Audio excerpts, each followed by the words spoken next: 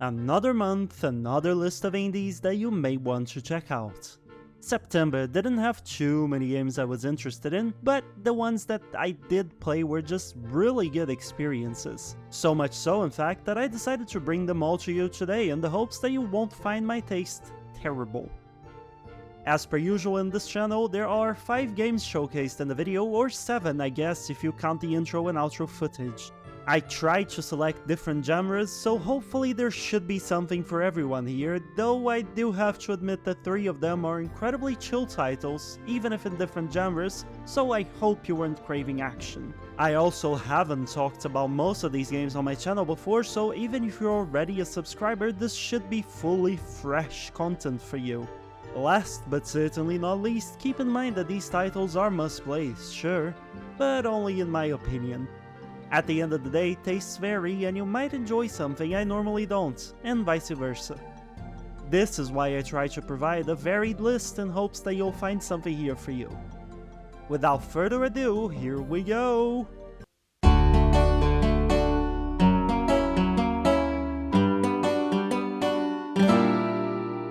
Have you ever played Stardew Valley and thought to yourself, I love this, but I think it would be better if it had a sprinkle of Pokemon in there? No?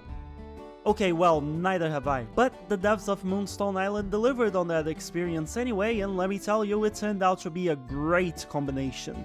In Moonstone Island, you play as an alchemist who's in their final stage of training. However, to complete said training, they need to metaphorically spread their wings, or broom in this case, and leave the safety of their parents' place into the unknown. Provided the character can embed themselves into a community of their choosing and benefit the life of the folks there for 1 year, the training is complete. For our character, this takes the form of living in the titular Moonstone Island, which serves as home to a cast of pretty cool characters. Most, if not all, dateable by your character. They all have their routines and you can take on quests for them. You can also build and decorate your house almost literally anywhere you wish, decorate the environment to your heart's content, and much more in the life sim department. Don't expect anything as in-depth as giants in the farming genre, but what is here should keep you entertained. And yes, obviously you can also farm. But while those aspects are neat, what makes Moonstone Island truly shine is the exploration and combat. See, you start on one island, out of 100. Very early on in the game, you gain the ability to fly between these floating islands, and each one has different things for you to discover. If you're a curious person like me, the exploration in the game will be a treat. There's even dungeons for you to take on with your spirit companions. And yes, I said spirit companions. You're not the one doing the fighting. Instead, you have monster companions that you can enslave and toss into the fray. The attacks themselves are cards from a deck you can add or remove stuff from with certain power-ups, and the combat is turn-based. Each turn you get a certain amount of mana to act with cards costing different amounts. The foundation may be simple, but trust me, with type advantages and disadvantages, taming new spirits, fighting bosses and more, you'll have plenty to see and enjoy here. Besides what I already mentioned, the art style and animations are also gorgeous, and the game is genuinely incredibly relaxing. This might be my favorite title in the list, and if you enjoy Stardew Valley and or monster taming games, then this is easily worth the 20 to 30 hours that it will take you to get to the end. I genuinely cannot wait to finish this video and get back to it.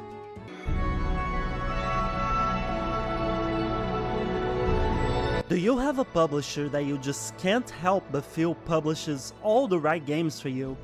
For me, that's Annapurna Interactive, and I guess for a lot of people too. And that feeling was once again proven right with the release of Cocoon, a breathtaking puzzle adventure made by the lead gameplay designer of Limbo and Inside. Come on people, Limbo, Inside, and Annapurna, do I really need to sell you on this game?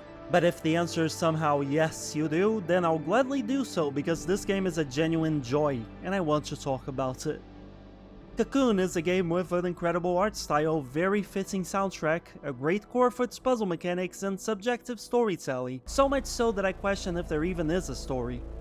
And if you're wondering about the great core for puzzle mechanics, well, Basically, this game has worlds which are contained within orbs that you can and will enter and exit within your adventure. In order to progress, you must advance both within and outside of the orbs, while bringing them with you on your back. Almost makes me wonder if our character's named Atlas. Things quickly add up, with you eventually having multiple world orbs with you that you can freely bring inside the other orbs, creating a really cool mess of worlds within worlds.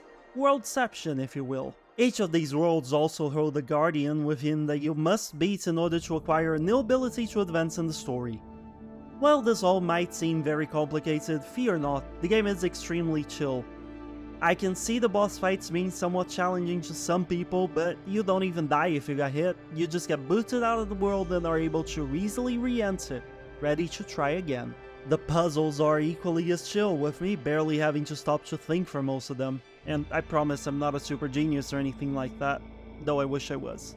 If you want a challenging puzzle game, then this is probably not the game for you. But if you want to immerse yourself in some gorgeous and very varied worlds for 5 to 6 hours and marvel at the incredible execution of a great concept, then by all means do yourself a favor and grab Cocoon.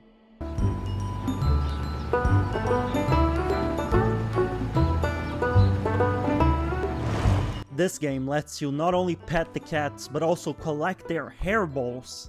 Now, I know all of you have always wanted to collect different color hairballs and are thus sold on the title, so we're moving on to the next in the list. What? You're finding the footage extremely cute and want to hear more about it despite already knowing you'll get it? I mean, I'm all for artificially increasing video lengths, so, you know, sure. Mineko's Night Market is an extremely chill, adorable, humorous, and charming life sim game of sorts. Your character and their dad move to a village, to a house that's, well, seen better days to put it mildly. In fact, the whole village has. Everyone has some sort of complaint about how they miss the golden days, lots of shops are closed, and the town's main attraction, the Saturday night market, is all but devoid of stalls. Obviously, it's up to your character, who's a literal child, to fix the village up. Well, it might seem absurd when I say it, but it really does feel right when executed. This is a wholesome game above all else, and as such, people get inspired by seeing you work hard and start working hard too. It's great to see the transformation around you as you progress through the game. And what does progressing look like, you might ask? Well, there's a story involving the mystery of the village's deity, the sun cat Nico, as well as the restoration of the village itself. As you play, you unlock new places to investigate and gather materials from, either to complete quests or sell in the night market. That's right, you can sell your stuff to the village folk at the night markets every Saturday. Make enough money and you level the markets up, which brings new stalls with new items and even new activities. I won't spoil everything you're gonna run into, but here's a preview of my favorite minigame so far: cat racing. Just the idea of a bunch of kids and a cat all racing with their partner cats fills me with joy. In fact, cats in general fill me with joy, which is great because this game is full of them. In new areas, for example, you'll often find yourself having to free them from the custody of the terrible, no-good agents. But if, like me, you cannot be stealthy to save your life, no worries, as the stealth challenges in this game are the easiest you'll ever see. This is not meant to be a frustrating experience, no. Rather, Mineko's Night Market is meant to make you feel all warm and fuzzy as you experience this wholesome and pretty humorous tale. And I can safely say that it's succeeded in that regard, even if it does have issues such as an underdeveloped social system and a pretty grindy gameplay loop. If you're finding what you're seeing here interesting, I urge you to take a closer look at the game. Just, you know, check out some reviews beforehand to make sure you know what you're getting yourself into.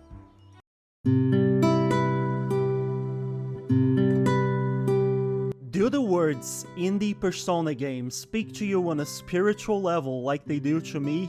Well, then look no further than Eternights. Now, usually these comparisons aren't super accurate when describing a new title, but in this case it mostly is. Eternights has it all: social ranks, dungeon crawling, humor, dating, and even a time limit to get through dungeons. Of course, it also does plenty different, such as combat, which is action-focused as opposed to turn-based. But I hear you saying, Mr. YouTube guy, I don't know Persona, so this comparison means nothing to me. Well, I got you, Mr. YouTube viewer. Knights is an action RPG with a social system. You get your crew of characters, and throughout the 10 to 15 hour storyline you can interact with them and level up your relationship with each one. Each choice you make also gives you social stats needed to further said relationships such as expression, confidence, and courage. While this is admittedly subjective, I found the characters very likable, which is good because we spend a lot of time with them and we can even get into relationships. They are also voice acted, so you don't necessarily have to read a ton of text if you'd rather not do that. The story is very intriguing and gets going from the beginning. Within 30 minutes, your character progresses from trying to find a date to witnessing a huge wall of light rise from the ground across an entire city and fighting zombie-like creatures. The game really does not waste your time and I love it for that. But what does the fighting look like?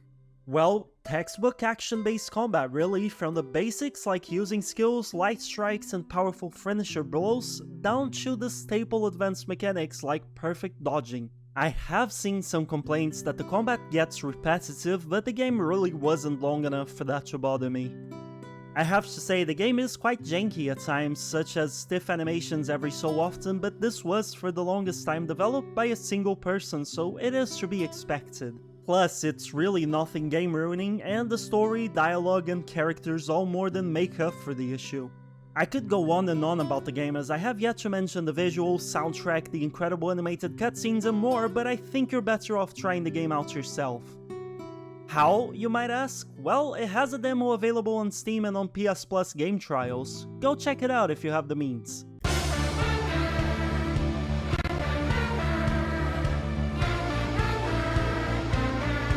If you're a Minecraft player, then you've probably heard of these cute little creatures called ak-xolotls before, and may have even lost your mind and will to live trying to get a blue one.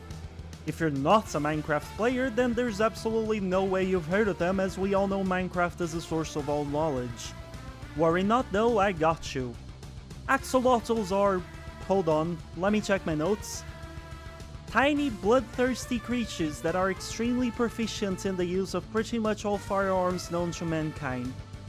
Well then, who would have thought? In that sense, ak-xolotl is a very biologically accurate game about the life of an ak-xolotl, or various ak-xolotls as you can unlock multiple playable characters.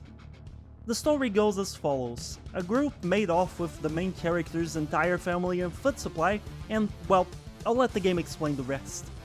Axolotls can excuse stolen children, but they draw the line at stealing food.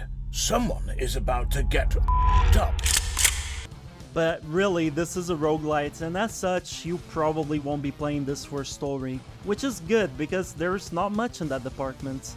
Instead, ak-xolotl focuses all its efforts into its gameplay and presentation, and let me tell you, it's a good thing it did because the game is a joy to play.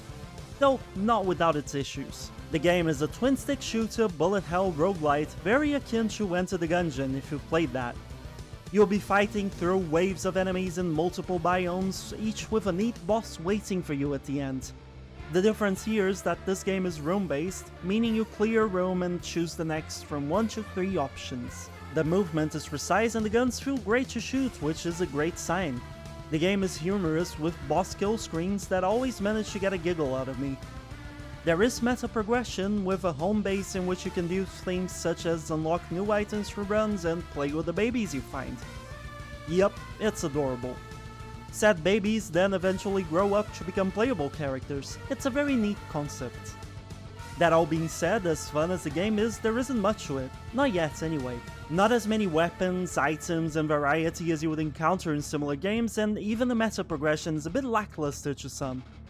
If this is something you think will bother you, then by all means I urge you to read up on some reviews, as well as try out the demo available on Steam. Just keep in mind that the devs plan on supporting the game for quite a while, so more content is coming your way. And with that, we've reached the end of this little list.